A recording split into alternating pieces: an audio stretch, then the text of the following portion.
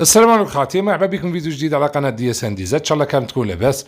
اليوم جينا نحكي على زيارة وزير الخارجية الفرنسي هذايا الى الجزائر بعد ما دار المكالمة هذيك مع ماكرو.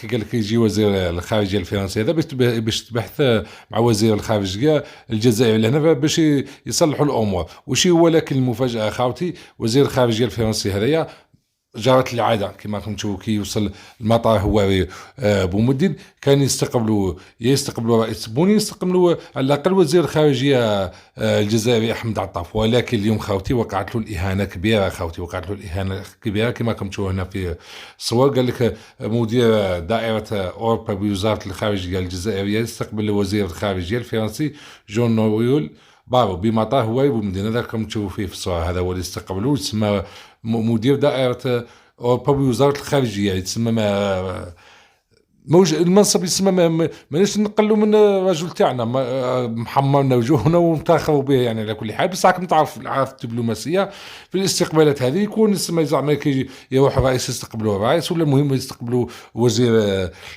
وزير كبير، ماشي نقولوا اي وزير وكذا الاخر. هذا وزير الخارجيه الفرنسي مال فين كيجي لهنا ولا يروح في بلاصه واحده اخرى استقبال كبير. راكم تعرفوا في معظم الاحيان يستقبلوه رؤساء الجمهوريه، ماشي نهضروا على دوله صغيره خاوتي باش ماشي زعما.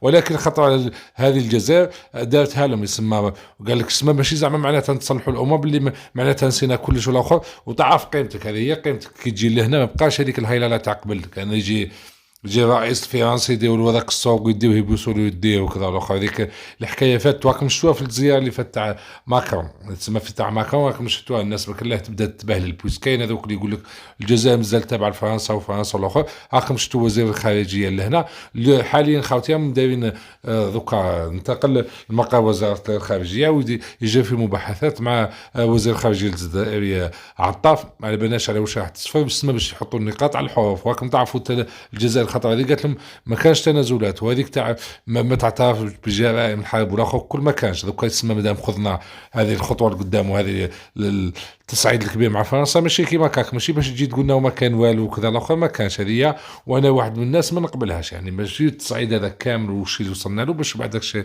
يقول لك طويه الصفحه. ما طويه الصفحه نجيبوا المكاسب. هو رئيس ايمانويل ماكرون بعد قال لهم كيما قال لهم يسمى مستعدين يسمى باش نفتحوا الملف هذا.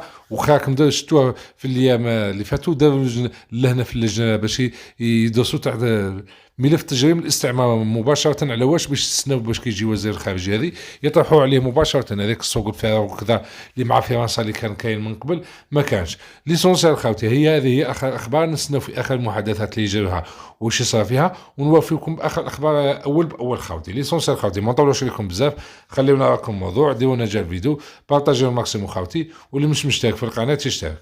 سلام خاوتي.